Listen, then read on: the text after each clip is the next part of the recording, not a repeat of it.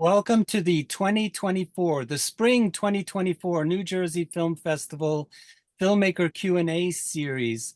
Today we have Jennifer Cooney. Her wonderful feature film Wildfire will be screening on February 3rd at the 42nd Annual New Jersey Film Festival. It's a biannual festival that's based at Rutgers University in central New Jersey. And at the very end of our program, I will show you how you can purchase tickets and get more information. But I also need to introduce you to Anran Lee, who's one of the New Jersey Film Festival's newest jurors. And she's going to be writing on Jennifer's film. So I invited her to come and hang out with us. So welcome, you guys. Thank you for joining us. Yeah, thank you so much for having me. So I always get to ask the first question since I'm the head honcho, and our judges really found your film very, very sexy, very interesting, dealing with very contemporary issues about relationships. And you were nice enough to produce an intro to the festival that's available at our Eventive page that I'll show you later on. And you talk about focusing on the dark side or the dark impulses of relationships. So tell us a little bit about how you came about making this film.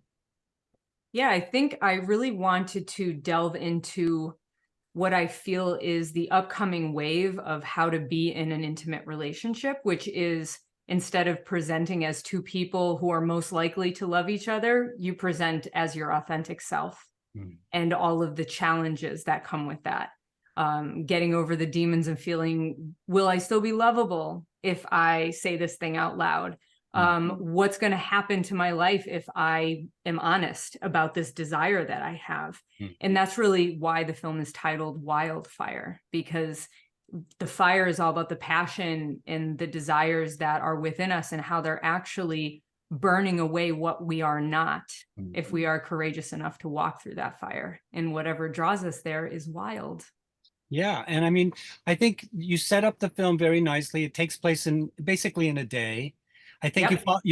you follow Aristotle's three unities, the unity of time, place, and action. Perfect. I thought of that as I was watching the film, and I said, yeah, it's a very tight film, and it focuses on a widow who has gathered some of her relations, the three partners or three groups of partners, and to her home, and the scene behind me is a very seminal one where folks start to talk about their inner feelings. And so we get to kind of hang out and delve into each one of these characters. Tell us how you found these wonderful actors. There's so many great ones. The cast really killed it. It was a lot of fun casting for this film. We decided to not do a union production because it was our first one and we wanted to make it as simple as possible. It was very, very low budget. So I basically put together a casting sheet with the psychology of these characters. That was what was most important to me. And we put it out there to every non-union casting website that existed. And within, I'd say 48 hours, we had over 1,000 submissions for the 7 roles. Wow. And I very quickly regretted asking for self-tape off the bat. Then I had over 1,000 tapes to watch. And I will say honestly that I watched every single one of them. That's kind of like our festival. We watch every single film we get, and we usually get anywhere from 500 to 700. And it's very important for us to watch them. And Yes. we have a wonderful jury of 25 people, and you know, they don't all watch all of the films, but they're broken up into groups, and they loved your film. That's why we're showing it. We selected about 40 films out of 663, I think it was. So Wow. it's really as intense in terms of percentage as Sundance. I mean, I think they pick 3 or 4% of what they get, and that's what we're doing. All right, enough questions from me. Anran, you get to ask one of Jennifer. Thank you. So my first question is, sex and intimacy is definitely a major part of love and relationships. And the name of this movie, Wildfire, is definitely would allow people to think of like something that's bold and ambitious, or like was this suggested in the introduction, desire. But like I noticed that 8 minutes into the film there was sex scene, and the movie also ended like not exactly, but kind of like ended with Dell and Avery's sex scene too? And why would you design it that way? Well, I like to say this isn't a movie about sex. This is a movie about intimacy told through the lens of sexual intimacy and sexual relations. And, we have actually three married couples in the film, and they're all at different stages of their marriage. And I'm in a long-term relationship. And, I am constantly observing my own life and the lives of those around me. And I just watch my life and the life of my friends, the ebbs and flows of intimacy, of sexuality, the self-discovery. And I find it fascinating how our own personal intimacy and how much we're willing to delve into ourselves and to know ourselves is directly reflected in our most intimate relationships. So if we have a wall up with ourselves and we're just living a very superficial life, then that's very much reflected in all of our relationships. And then the vice versa of that, which is if you're willing to dig deep and know thyself, then that is automatically reflected in your relationships. What I should say is the opportunity to do that is reflected in your relationships, but it takes a very bold and courageous person to say out loud, this is who I am. And whether you love me or not, I'm here. And this is who I am. So that's really, I wanted to explore the nuance of that. And I wanted to explore the different degrees of those depths within intimate relationships. And that's why, in a way, all 7 people are going through different phases of this within their relationships. So I thought Ronnie, the gal who plays Ronnie, which is Sienna Dario, she's really great. Tom And Ball, Dario. Sam Ball, who plays Tom, they're the couple to one side of my head. Yes. And they're really wonderful, as was all the ensemble. Who was the first one that you selected? Who was the first character you knew you were going to use? Interesting. Well, God, that all kind of flows together at this point. I think what I'm going to say about that is the most interesting thing was, even though several of the roles were very close calls at the end, there was something in my gut that always pulled me back to the same person. Even if it was like, oh, this person could be really good, or this person presented something really interesting. It was like in that initial self-tape and in the live, they weren't live, over Zoom, over the Zoom auditions that we did subsequently. They just embodied these characters so beautifully. And then what was really fun was saying, okay, let's say we casted Ronnie.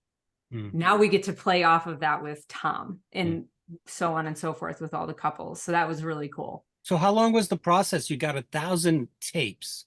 How did you boil it down? Was it a long process? Was it something that you just kind of methodically did? Because this was your first feature, right? It was my first feature, yes. And my wife and I did all of the casting together. We did all of the Zoom auditions together, which was a lot of fun. And so what I would say is I did it all in 3 months. And next time I would give myself 6.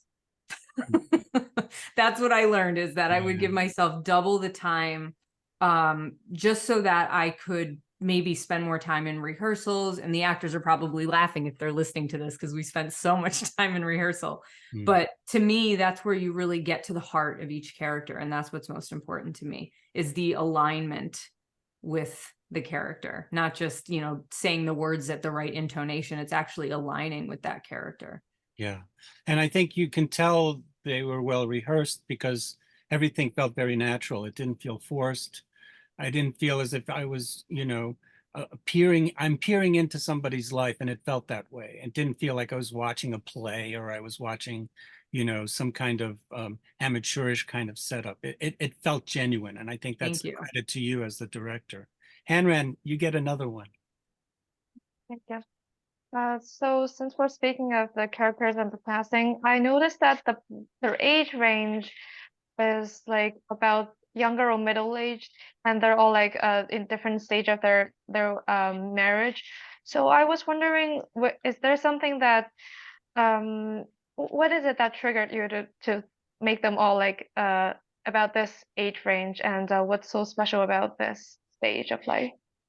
Yeah, I don't think that it's necessarily the ages of the characters themselves as much as it is the age of the relationships. Mm. So it's almost like, okay, we have Ronnie and Tom who have been best friends since kindergarten, but they just got married. Mm. And what being married and suddenly becoming a married person does in your psyche. Mm. And then as opposed to people that have been together a long time and they're married. And then the other couple that have been together a long time and they're married, but they don't really know each other. So it's like these different nuances of relationship and what the intimacy reflects about the people. So it doesn't necessarily mean, oh, you've been in a relationship for 30 years, but that means you're very intimate. No, you could be the furthest two people on the planet, even though you've been married for 30 years. And what I really like about the breadth of the cast is that, to me, Ronnie and Eliana, which are the youngest and the eldest of the characters, they're mirrors of each other. And later in the film, Eliana really tunes in to how much of herself she sees in Ronnie. And she kind of offers her a bit of advice that potentially could change the course of Ronnie's entire life. So I think that's what's beautiful about it, is that with the depth that we are willing to explore ourselves comes wisdom, and comes the desire to pass that wisdom on to ease others' paths. My next question is, did Sienna really get drunk in that last scene? I mean, she was so good. I said she's sauced and she's still acting, but I'm sure she probably was under No, control. this was all grape juice with With just a splash of Gatorade for the electrolytes. she was really convincing in that too. And I think that But the relationship between Tom and Ronnie is really the one that I latched onto the most, I think, because I know from personal experiences going through something similar, and it's a challenge. It's very difficult for relationships to evolve. I've been with the same person for as long as this film festival, actually, for 42 years. And there's always bumps in the road, but it's how solid the relationship is that means, will it stay or will it dissipate? And exactly. luckily mine has stayed strong. So I think it's a wonderful thing. So I think even though it seems as if it may be focusing on a certain age group, I think with Eliana being there and being the widow without a partner, that lends perspective to the younger couples, So I think the way Definitely. you posited that is really strong. So, all right, Thank you. I get to ask one more question before I give another question to Anran. I wondered where you shot the film. Where is this house? I mean, is it something that was easy to find? Was it easy to work there? This house inspired most of the script. Hmm. So this is my dear friend's home, who was gracious enough to let us film there for 2 weeks. And it's in northeastern Pennsylvania. Yep. So when we were going to make the film, we knew it was going to be shot in this house. So I basically wrote the script and tailored it to each of the different areas of the house, which was really fun. Well, I've read just about all the reviews that have come out of your films. They're all glowing, but they all mention Lawrence Kasdan's The Big Chill, which I saw some 40 years ago. And do you like that comparison? Was that something you were conscious of doing? No, not at all. That's a movie I've seen. I've seen it one time. And in our very early on audience test, basically, I asked for some comments about the film, and that was one that we got. I think one was the modern day Breakfast Club and one was the queer Big Chill. And I thought, okay, that gives an audience something to kind of compare it to and say, would I like this? Well, I liked that. Okay, I'll watch it. And oh my God, everyone has latched on to that comment. And I wonder if I hadn't put it in the trailer, I wonder if people would still draw that comparison. I'm not sure. I think it's a good marketing tool. I think, the older crowd will know that. And if it's the Breakfast Club, Generation Xers will know. And that way that you'll bring in different audiences to your film. So I don't think that's bad. And I definitely see some similarities. I mean, there's no Sure. question. I just wanted to ask before I let Anran ask her last question is that opening fantasy scene that Ronnie has, how Mhm. difficult was that to shoot? I mean, it's a very intense, very erotic scene. And did you have to do many takes? Is it something that just kind of happened? We had an extremely tight schedule that day. That was actually at the end of a day where we had spent all day shooting with Maeve and Noah and the daughter Macy in the other part of that house. And Right. then Jillian, Madeline, and Sienna all showed up later in the day. And we only had maybe 2 hours to shoot that whole scene. So Wow. we had actually a bunch of shots planned that it was like, we don't have time to do this and we need to be out of this location.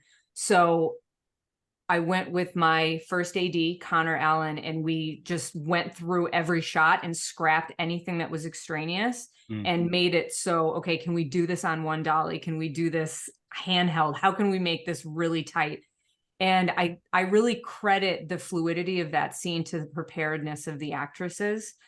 We did in-person rehearsals for the weekend prior to shooting. I had everyone come in early so that we could do rehearsals. And everyone was so gracious about the level of intimacy in the film and what they were willing to acquaint themselves with physically prior to. And I really think that because we got the butterflies in the stomach out of the way in rehearsals, they were able to snap into it and do what needed to be done. And, they really had a natural chemistry, all three of them.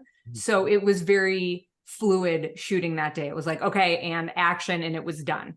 So I really attribute it to how dedicated all three of them were to these roles.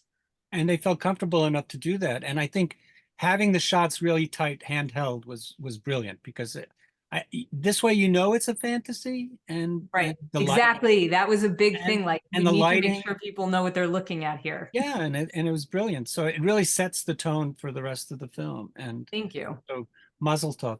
All right, Anran, Thank you. your last question. So last question, Laura. Yeah. Okay. So I'll just noted that the setting of the story is focused on this luxurious big house that Elle just moved in, and you also mentioned that it's the story is kind of like crafted around this house. So I was wondering, before that stage, was what did you like have this direction that you were aiming for, this kind of like a major like a font, like a luxurious house that you're looking for, or was it just like, and also that Ronnie and Elle, like you said, was like contrastive but also reflective pair, and seems like their financial stage like is like really distinct. So is there some what's the design behind all this? Yeah, I think it's what came first, the chicken or the egg kind of thing. I think that the house was really baked into Eliana's character right off the bat. So to me, there's a line that Eliana says where she says it was our life's work, meaning she and her late husband. And to me, that's such a poignant line where she's in this house that people dream of and they work their whole lives to build. And that's very much what she was in. She worked her whole life to build this house with her husband, and now she's in it by herself. So she's at kind of the opposite end of Ronnie's perspective, which is, I have this guy, he most of the time is a pain in my ass, but I love him. And if we just had money, everything would be better. So it's like they're these equal and opposite forces. And the beauty of it is that Eliana, through her loss, is able to understand Ronnie's perspective to the degree that she can offer her some sort of new perspective that says, hey, maybe if you looked at your life a little differently, you wouldn't suffer so much. And I think that really does hit Ronnie hard. Great. I just wanted to read some of the judges' comments because I pulled them out, and I always like to give that feedback to our director. And the way that films are selected, it's pretty precise because everybody watches a film, they fill out an evaluation, and they rank it. and the ranking goes from 0 to 10, and then they provide comments. They'll also tell you if it was creative, original, the quality of the cinematography, the script, that kind of stuff. So it's pretty intense and it's very involved. And as a filmmaker, we really always want to be, I want to treat other filmmakers the way I would want to be treated at a festival. And that's why I said to you, Jennifer, before, we're a filmmakers film festival, because we go as much as we can to help the filmmaker and provide information about their film and promote their film. So I wanted to give you some of this feedback because I think you'll like them, and I think it will also give the audience a sense that you're coming to a really good film, and you should definitely come and check it out. This was by one gentleman, and he wrote, "Such a well-made film, gotta be one of my favorites from this batch, honestly. This film feels like it does not appeal to This film feels like it does not appeal to a general audience, but I know I enjoyed it." So he did have a little caveat there, and I kind of disagree with him on that. This other fellow wrote, "Really well done, interesting film. It's definitely well acted and well written." The first fellow gave your film a 9, which means Oh, wonderful. if you score a 7 or higher on average, you get in. The second person gave you an 8. This fellow wrote, "A unique and interesting film with a lot going for it, solid fundamentals as well." And he gave you a 6.5. And then we have a young woman who wrote, "Very interesting and unique film that was well edited and with good acting." And she gave your film a 6. That's just a little bit of a taste. They were all pretty much in that range. That's how we would show your film, because it's, I think it averaged like a 7.7 or 7.8. Wonderful. That's really good score, because on average, films that we get usually are 3s or 4s on average. We get a lot of mediocre films. It's unfortunate, but that's the nature of the festival scene. So we're really proud to be showing your film. I want to give our audience a chance to know how they can buy tickets. And you Great. absolutely need to know that Jennifer will be at the in-person screening. Yes. Our film festival is a hybrid. COVID killed most festivals. We survived because of being one of the first festivals to go online. We use Eventive.